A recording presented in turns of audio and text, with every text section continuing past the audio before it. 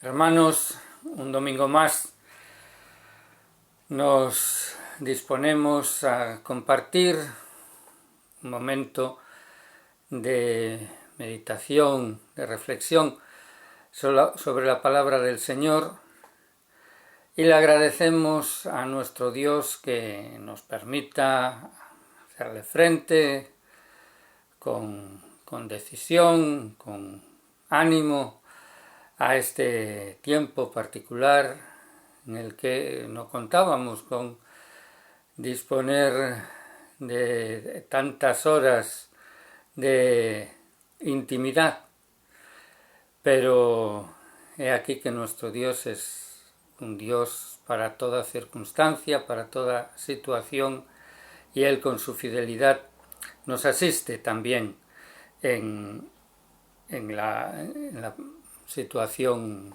presente que nos toca vivir, aunque ya comenzamos a vislumbrar ahí una pequeña luz al final del túnel. Ya hoy los niños pueden salir a pasear una horita y nos han dicho que dentro de una semana podremos hacerlo nosotros también. Bueno, y precisamente en relación con esta situación se nos presenta el dilema, bueno, el estar juntos físicamente, el compartir un mismo espacio, ¿es algo realmente necesario o podemos prescindir de ello como lo estamos haciendo en estas últimas semanas y sobrellevándolo pues también con ayuda de estas nuevas tecnologías, que si bien no estamos compartiendo el mismo espacio, pero sí nos podemos escuchar, inclusive nos podemos ver en la distancia? ¿Es tan necesario el juntarnos cuando, bueno, la tradición de la Iglesia es el concurrir por lo menos una vez a la semana, ¿verdad?, los domingos, para celebrar juntos la adoración al Señor, el concurrir alrededor de su palabra? ¿Es esto imprescindible o es algo de lo cual se puede prescindir? Bueno, la semana pasada veíamos que realmente esto, el hecho de compartir el mismo espacio, de estar físicamente juntos, es algo que se enraizaba en las estructuras creacionales, como Dios nos había creado ya desde un principio y cómo desde la unión de los cónyuges al resultado de la misma, que es la proliferación en los hijos, pues estos no se desarrollaban, no llegaban a buen puerto si no era a través del contacto de cuidado y físico también de los padres con los hijos y de los hijos entre sí, de manera que vemos que es algo que ya desde el principio Dios lo ha establecido así, pero nosotros, además de estas estructuras creacionales, hemos sido incluidos en las estructuras soteriológicas, en las estructuras de salvación, en el plan que Dios ha establecido para recuperarnos como pueblo suyo, como hijos suyos realmente. Y hay una relación entre este plan de Dios para restaurarnos por completo, para recuperarnos como hijos suyos, como familia suya, y la necesidad de concurrir, de compartir en un mismo espacio. ¿O son dos cosas completamente distintas, siendo sí las primeras a las que nos referíamos antes como algo, digamos, carnal, propiamente terrenal de esta tierra, pero en lo que tiene que ver con la salvación, pues afecta solamente al alma y podríamos muy bien prescindir de todo lo que tiene que ver el contacto en un mismo espacio los unos con los otros. Bueno, yo quisiera llevaros al principio precisamente de esta salvación que Dios nos ha provisto en su Hijo Jesucristo, ¿verdad? Porque Él en el libro de los Hechos, Lucas nos lo refiere, después de haber resucitado y antes de haber ascendido a la diestra del Padre, les hizo una recomendación perentoria a sus discípulos con respecto a un evento que iba a suceder en breve y que iba a permitirles llevar a cabo la misión que Él les encomendaba. Y decía, así dice, recibiréis poder, dice en el versículo 8 del primer capítulo del libro de los Hechos de los Apóstoles. Recibiréis poder cuando haya venido sobre vosotros el Espíritu Santo, y me seréis testigos en Jerusalén, en toda Judea, en Samaria y hasta lo último de la tierra. Ahí habla de un evento imprescindible para que ellos pudiesen llevar a cabo la tarea que Jesús les encomendaba, que no era otra que la prolongación de la propia tarea que Él había recibido encomendada por el Padre, y que Él ahora se la traslada a sus seguidores. Y habla de la venida del Espíritu Santo con poder, con una capacitación especial para poder poner en marcha todo ese movimiento tremendo que los llevaría hasta lo último de la tierra, es decir, hasta Finisterre. Y de paso a Finisterre, pues pasaron por aquí, por Vigo, y nos han alcanzado a nosotros. ¿Y eso cómo se llevó a cabo? Bueno, pues un poco más adelante, en el segundo de los capítulos, vemos que, en primer lugar, desde el momento en que el Señor Jesús los dejó, desde el momento en que el Señor Jesús ascendió, la primera reacción que ellos tuvieron fue la de permanecer juntos. Y dice en el versículo 12, dice que entonces volvieron a Jerusalén desde el monte que se llama del Olivar, el cual está cerca de Jerusalén, camino de un día de reposo, y entrados subieron al aposento alto, donde moraban Pedro y Jacobo y tal. Y dice, todos estos perseveraban unánimes en oración y ruego. Y nos dice más adelante, en el capítulo 2, que cuando llegó el día de Pentecostés estaban todos unánimes juntos. Y ahí se desencadenó un evento que no solo revolucionó sus propias vidas, sino que revolucionó el mundo. Y el punto de partida, el fundamento, era que estaban unánimes juntos. Y eso no de una manera ocasional, no de una manera casual, sino que perseveraban en ello. Es decir, de alguna manera ellos habían percibido sólidamente de su Señor la necesidad de estar agrupados, de encontrarse cercanos los unos de los otros. No nos es extraño, por cuanto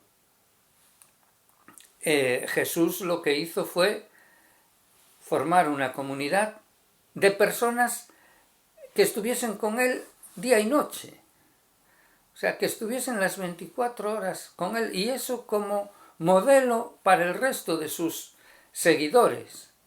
Y precisamente el seguimiento de Jesús consistía en estar cerca de Él y los unos de los otros, todos los que lo seguían. Pero resulta que una vez que Él resucitó y que ascendió, que subió a los cielos, esto no se disolvió, no desapareció, sino que al contrario, se intensificó. Y dice que estando ahí en oración juntos, unánimes, que había reunidas como unas 120 personas. Se escuchó un estruendo tremendo como de un gran viento y que se repartieron como lenguas de fuego sobre cada uno de los allí presentes, y eso los transformó y los convirtió de personas más o menos temerosas y apocadas en personas llenas de fuego, llenas de fuerza, libres de todo temor, y salieron a la explanada del templo y se pusieron allí a hablar a voz en grito de todas las maravillas que Dios había hecho en Cristo Jesús, y se produjo el tremendo milagro de la reversión de la confusión de Babel, cuando en Babel Dios se había visto obligado a confundir las lenguas, porque el propósito que llevaban los seres humanos era de nuevo el pretender usurpar su lugar, ¿no? Dice, de construir una torre que llegue hasta el cielo, es decir, alcanzar la divinidad, y Dios se vio obligado a dispersarlos. He aquí que en la restauración de la humanidad, he aquí que en la recuperación de Dios, de su familia, Él produce el milagro inverso. De lenguas distintas se pueden entender entre sí, porque resulta que de aquellos 120 que estaban en el aposento alto, cada uno hablaba en la lengua que lo podían entender los que habían venido de bien lejos, y quedaron sorprendidos y maravillados. Y de hecho, eso fue un milagro tremendo, digno de que prestasen atención y que Pedro pudiese tomar la palabra y explicarles el significado. Y una vez que Pedro les explicó el significado de todo eso, de nuevo la fuerza del milagro que estaba operando. Y es que lejos de rechazarlo, lejos de decir, bueno, eso que me estás contando, al contrario, dice que se compungieron de corazón y les preguntaron, ¿y qué hemos de hacer? ¿Qué hemos de hacer ante estos hechos extraordinarios en los que nosotros hemos participado de una manera tan negativa? ¿Cómo podemos hacer para remediarlos? Y Pedro se lo dijo, ¿no? Pedro se lo dijo, arrepentíos y bautícese cada uno de vosotros en el nombre de Jesucristo para perdón de los pecados, y recibiréis el don del Espíritu Santo, que era lo que allí había ocurrido. El mismísimo Espíritu de Dios había llenado a los seres humanos y los había transformado, los había llenado de vida, los había llenado de vitalidad, de empuje, de fuerza, de fuego. Dice, porque para vosotros es la promesa y para vuestros hijos y para todos los que están lejos, para cuantos el Señor nuestro Dios llamare. Y ahí estamos nosotros incluidos, hermanos. Dice, y con otras muchas palabras testificaba y los exhortaba, diciendo, sed salvos de esta perversa generación. Y ahora prosigue. Así que los que recibieron su palabra fueron bautizados, y se añadieron aquel día como 3.000 personas. ¿Y qué es lo que ocurre? ¿Cuál es el resultado? Dice, y perseveraban en la doctrina de los apóstoles, en la comunión unos con otros, en el partimiento del pan y en las oraciones. ¿Os dais cuenta, hermanos? ¿Qué es lo que ha ocurrido aquí?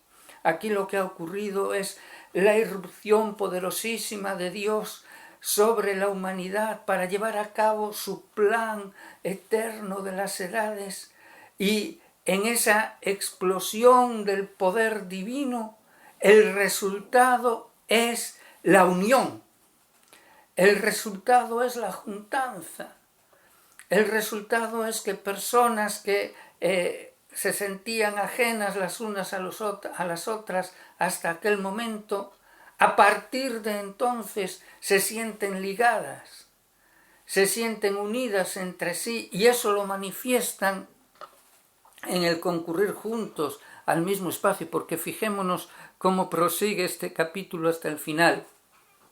Dice en el versículo 43 del capítulo 2 de Hechos de los Apóstoles, donde estamos leyendo, dice: y sobrevino temor a toda persona, y muchas maravillas y señales eran hechas por los apóstoles.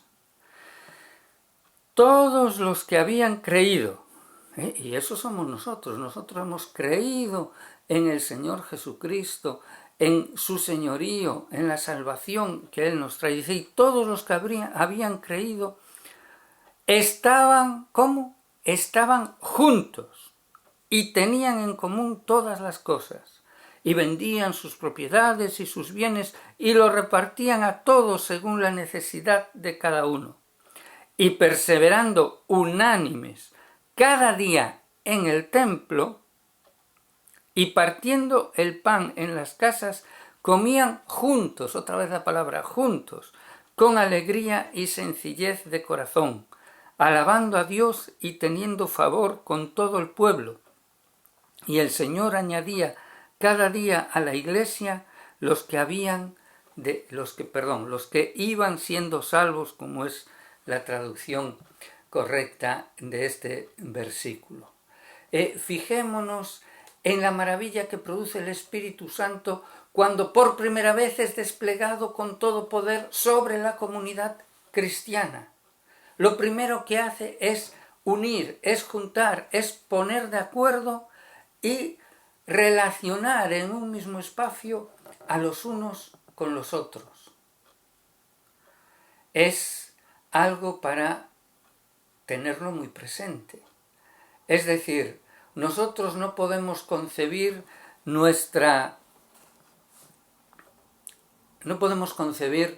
el ejercicio de nuestra fe cristiana en un aislamiento.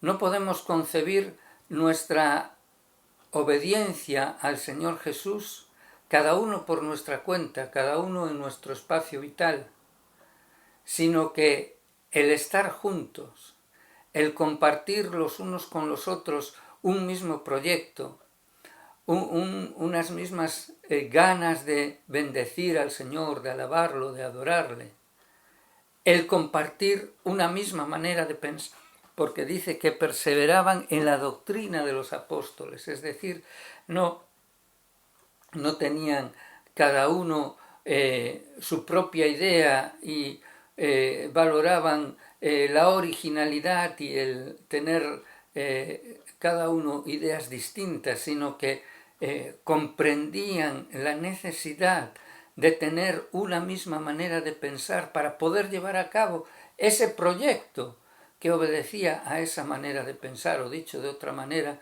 el proyecto que Dios tenía para la humanidad, pues se desarrollaba en una serie de principios, en una serie de directrices que era necesario conocer y llevar adelante.